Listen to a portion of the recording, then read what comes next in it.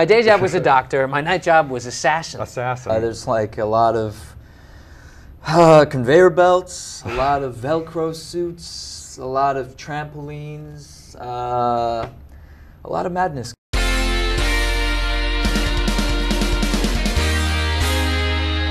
Today, actor Seamus Dever is here from Army Wives and General Hospital, and later in the show, Tony Sano from ABC's I Survived a Japanese Game Show, and later, actress Jasmine Dustin from the upcoming Adam Sandler movie Bedtime Stories. Great to have you here today, Seamus. Thank you. Great to be here, Gregory. So I've been hearing a lot about this Army Wives. It sounds like you've got a hit there for a lifetime. Yeah, they're very excited about it.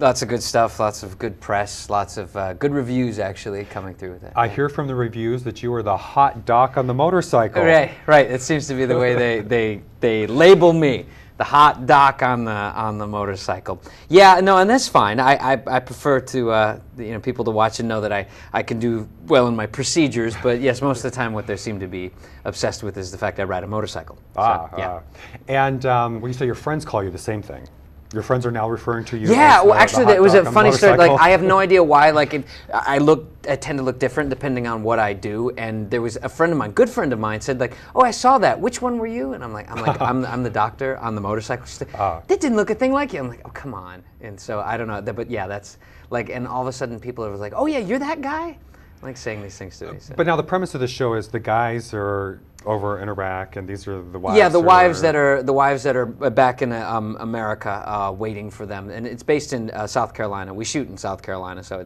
it's based there as well. And so it's kind of all the wives and how they deal with their husbands being away in Iraq. And they mix it with there's also one Army husband though, like the correct. Yes, and that's the switcheroo. Is that one of them is I think she's a colonel, and her husband is a kind of he's a professional in his own right. He's a therapist, and how he deals with having his wife away. His wife is actually pregnant right now, so there's all sorts of interesting stories that you don't really think about as far as being a civilian, but the real life, day-to-day things that they have to go through. And one of the things is Catherine Bell, who's one of the wives. She was on JAG for many years. She's a nurse in a hospital, and I play a doctor. Well, and that's what I was getting to. I'm figuring if the guys are all overseas and you're the hot doc on the motorcycle and the women here are alone, there's a little fraternizing. Well, at the hospital. and I think in their last season they dealt with the guy who's the husband having he had an affair with while his wife was away. It's always the guy, isn't it? Oh, it's terrible. Give bad names. But in this case, it's Lifetime, right? It is Lifetime television for women. You always have to remember that. But in this case, it's like how a woman deals with this kind of temptation that this coworker's around, and he's kind of opposite of what her husband is. I'm kind of sensitive and fun, and her husband is very he's a major, and so he's very kind of stern and by the book, by the rules, and so I kind of represent a lot of things that he isn't. So what happens, you'll have to keep watching. I'm not allowed to say. You just got back from taping though, right? I just got back. I just got back from South Carolina last week. So fun show to work on. Oh, great! A lot of fun. It's so much fun shooting out of town. Like most of the time in LA, it's like it can be kind of a grind and like a 9 to 5, but being sort of isolated with like a group of people is kind of like doing like summer stock or something where you're all like stuck alone and you're like, hey, want to go out for a beer? Be a beautiful area there too. Yeah, right? It's great. It's great. Nice little quaint, charming old Charleston, as I like to call it. Now you are playing a doctor on General Hospital. You played one. I played a doctor. I went from one doctor to another. It's the year of the doctors for me. I played a doctor named Dr. Ian Devlin, who was love interest possibly for Kelly Monaco at the time. And I played a doctor with good intentions at first. I came in Your day job was a doctor. My day job was a doctor. My night job was assassin. Assassin. I don't know how that happened, but it is a soap, At some point, when the old writers came back from the strike, it kind of turns into this assassination doctor thing, which flies in the face of the Hippocratic Oath. But it's daytime. But I guess they caught you eventually or something, right? No, I was killed. I was killed. I was shot. You're not a very good assassin then. No, and see, that's the thing. It's like, well, I'm a doctor. Why the hell would I pick up a gun and shoot someone? So, it's like I'm better with a scalpel. Actually, I believe the showdown, how it ended up being is I held someone hostage with a scalpel, and then I was shot.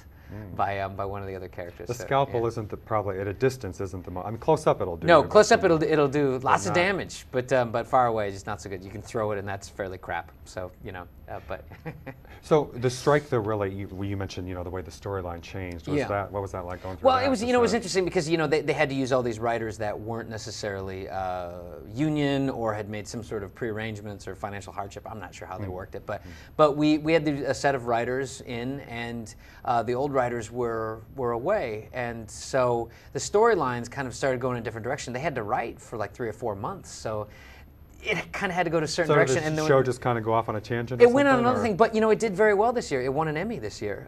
General Hospital won Best Show for Maybe daytime. they should bring back the old. Well, there's a lot of conjecture. I won't say anything because I'll make enemies either way. But the old writers were good. The new writers are good. The writers, the regular writers, they killed me. The old writers didn't. Damn them, right? So I don't know where no, it's good. I'm glad to have moved on. It's nice to be on another show Sure, and everything. sure. Well, yeah. I mean, daytime's lots of fun and everything. You're doing something constantly, lots of work. But it's nice to move on to something else. So. Well, and speaking of other things, I mean, you have done the whole Jerry Bruckheimer franchise on primetime? Yeah. I mean, you've done, let's go, CSI, CSI New York, I've done all the Miami. CSIs. Usually when someone will ask me, it's like, well, I've done CSI. Oh, which one have you done? Which one? Take your pick. Then all. Cold Case, Without a Trace. Yeah, I did all the Jerry Bruckheimers. And so. you even did you mentioned JAG earlier, but you did the NCIS JAG thing too, Yeah, I right? did both of those, yeah. I actually had worked with Catherine on JAG before, which is very funny because she tried to put me away. I think I had killed somebody and she was trying to put me in prison, and now I'm her love interest. So what kind of, now I know on Lifetime and General Hospital, you're playing the doctor. What kind of things are you doing on? Are you the bad guy on CSI? Or? Most of the CSIs, I was a bad guy. Most of the CSIs, in fact, I did CSI and CSI New York a couple months away, apart from each other, and in both of those, I was the last guy who had sex with the woman who's now dead, with the Vic. And I was being interviewed and grilled by the two main lead female and it was cops. you, I guess, is that? No, I was innocent both times, innocent actually. frame, I was innocent. See, well, that's the red herring. They switched that to the very end. So. But you said you actually enjoy playing the doctors more than the I do. I bad like boy playing, kind I'm kind of in a frame now where I'm playing good guys, and I kind of like that. Bad guys, although a lot of people are like, oh, you get to do so much more, I'm kind of, it's nice playing someone that's a little closer to me and not so evil. But, yeah. I thought it was interesting, we're running out of time, but you studied in Russia at the Moscow? Yeah, I got my master's degree from a school, Carnegie Mellon University in Pittsburgh, and the Moscow Art Theater. So what was that like? Because I hear so many things about it was Russia. incredible. It was incredible. Spent a couple months over there in Moscow studying with some of the best teachers over there, and it was just fantastic. So, I mean, you're a student of Stanislavski then? Or Exactly, something, or? exactly. Well done, well researched. I know yeah. a bit. I Yeah. don't know. I claim. But, Exactly. We come right from Stanislavski. My training is, my root is, so yeah. All right. Well, it was a pleasure having you here Gregory. today, Seamus Dever. You can see him on Army Wives and was on General Hospital. We'll be right back.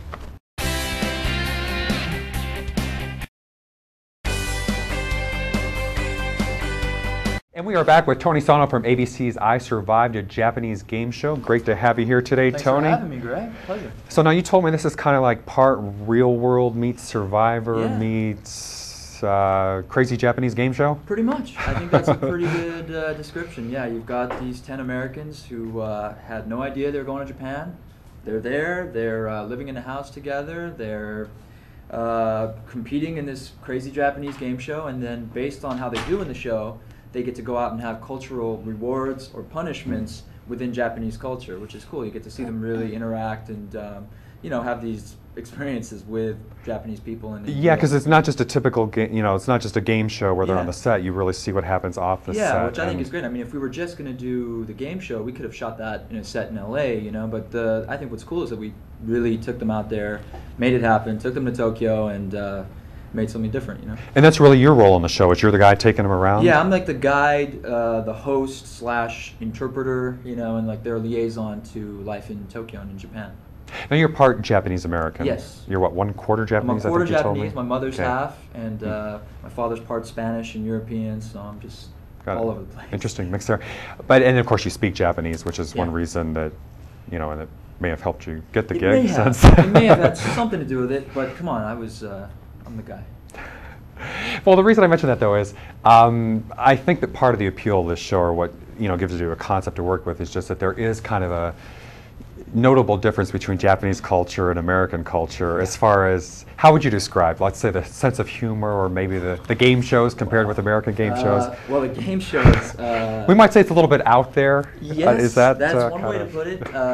Yeah, they're definitely a lot more physical. There's like a lot of conveyor belts, a lot of Velcro suits, a lot of trampolines, a lot of madness going on. It's a good time though. I mean, it's just stuff that everyone can laugh at, especially, I mean, these days, you know, a lot of bad news on, you know, about the economy and the banks closing and all this, and I think it's just a good way for people to, you know, have some fun, enjoy a show, you know, and also hopefully learn something, you know. Do you well, and I know too they were careful, they were trying not to make fun of Japanese culture, even though it may seem different to Americans, but it really was, as you said, they try to have the cultural enlightenment side of it. Definitely, yeah. ABC was very focused on trying to keep it a learning experience for audience as well, you know, so it's not just like, exploiting or anything. And some people are saying, oh, are they making fun of Americans?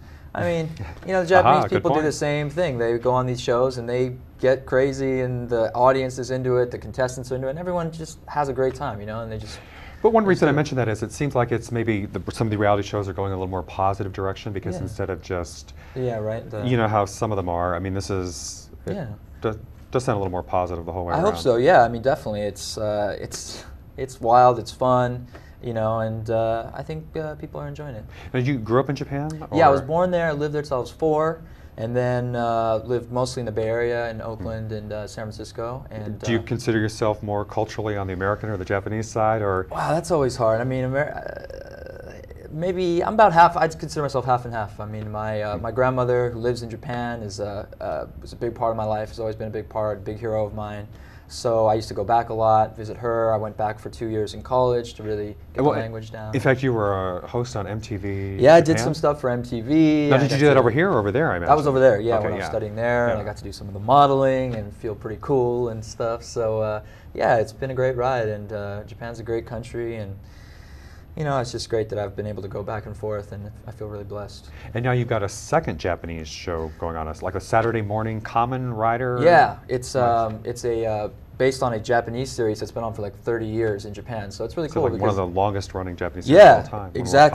Exactly. So a lot of my friends in Japan are like, oh my God, you're going to be a Kamen Rider? That's like, it's huge for them. And yeah, it's going to be on a major network. They're just finishing up the deal, so I can't drop too much on it right now, but definitely that's something to look forward to, and it'll be a lot of fun as well. Got some action scenes in there. I'm flying off some buildings, and yeah, it's sci-fi. It's a lot of fun. But not animated or something in the way that... Okay, so real life. Yeah. Yes, indeed. And what I thought was very interesting about your background is you have a little hobby. You like to play some cards, is that it? I've been known to play some cards from now and again. Play some poker? Yes, indeed. Play some poker, if that's on the agenda. Yeah, I played a lot like growing up with my friends. I always loved cards, and yeah, they had the whole poker boom, you know, after they started showing the World Series of Poker on ESPN. And yeah, for a couple years there, my first couple years in Hollywood, my mom doesn't like me to say it on TV, but sorry, you know, Mom. Yeah, come on, Greg.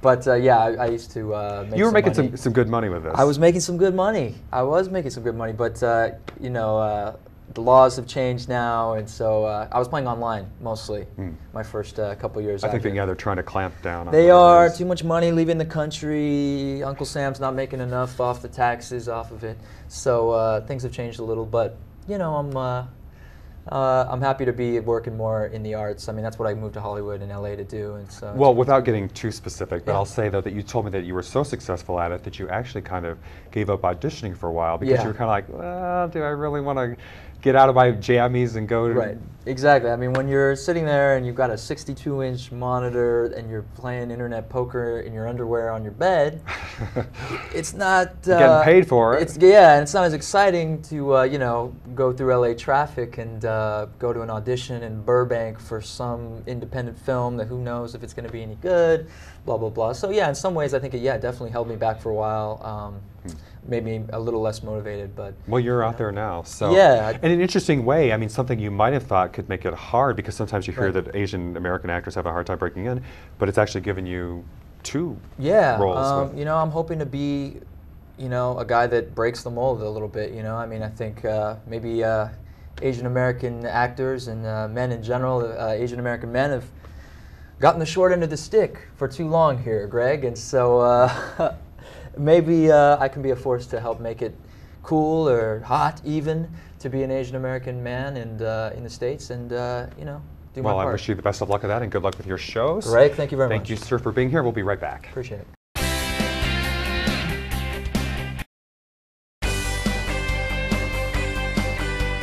And we are back with Jasmine Dustin. She's in the upcoming Adam Sandler movie, Bedtime Stories. Great to have you here today, Jasmine. Thanks for having me. So an Adam Sandler movie, not bad. Yeah, not too shabby. Called Bedtime Stories. He actually is from my hometown. Really? New Hampshire? Yeah, crazy, yes. Really? So you didn't know him there, did you? I did not, no. But when you go home to New Hampshire, it's very tiny.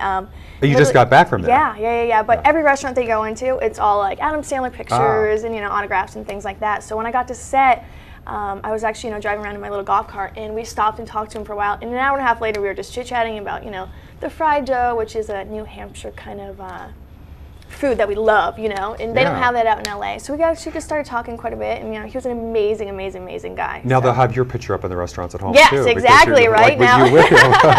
Yeah, so it worked out good that we were from the same state and, you know, the same town, and we really clicked. So it was really a great time on set. He was pretty cool, you said? Nice guy? He was amazing, yeah. Bare feet. He was just walking around set, you know, like cooking out on their grill. It was, yeah, it was a lot of fun. So I don't know how much you can tell us about this, but you play a peasant or I play a peasant, yeah. Adam Sandler is watching his niece and nephew, and he's telling them bedtime stories. And as he's telling these bedtime stories, they're actually coming alive. So they go to space and they go on these different ventures. And the scenes that I'm in are they go to a medieval castle. So we filmed in Napa at this amazing castle, and I play a peasant. And me and my peasant husband are, you know, in our little peasant shack. And all of our scenes are with Adam Sandler, so it was a lot of fun. But we can't tell too much. It comes out Christmas Day, so. Well, and you've been doing other TV and movies. I know you had you were like an Oscar presenter or something in Tropic Thunder. Yeah, I just did Tropic Thunder, and that comes out next month. And I'm one of the presenters at the Oscars, so that was a lot of fun. Huge cast on that, so it was definitely. Yeah, that's what Ben Stiller and Ben Stiller, Matthew McConaughey, Jack Black, Robert Downey Jr., and a ton of cameos. Did you get to work very much? The day that I was there for 4 days, and every scene that I was in was just crazy filled. I mean, it was an Oscar scene, so it was every actor that you can possibly think of off the top of your head was there. Now, you've done that kind of thing as far as, like, you were on Deal or No Deal? Yeah, I was on Deal or No Deal, first season. That was quite an experience. And meaning? Yeah, it wasn't as glamorous as everybody thinks. Oh, really? Yeah, no, I mean. It's kind of tough behind the scenes? It is. You know, your 40-second commercial breaks are 4 hours for us standing in our high heels, and it's freezing cold, and, you know, it's, you know, sucked into your little, you know, gowns and things like that. You think it's easy being a model. You think it's glamorous, but it's not so glamorous. And what about Fashion House? I did Fashion House. Wow, God, that was quite a while ago on my network, and I played a fashion model on that. It was all about the fashion industry and things like that. I did about 8 episodes of that, so great cast on that. Now everyone that was on that cast is blowing up right now. So. Do you know Donna Feldman? I sure do. Okay. Say hi to we work Donna. together quite often, yeah. I know she's been on that. Yeah. She's a sweetheart, absolute sweetheart, but yeah. And of course, you have done modeling. Yeah, I've been modeling since the age of about 13. I moved out here when I was 18 to model, and went to London and went to Paris and places like that.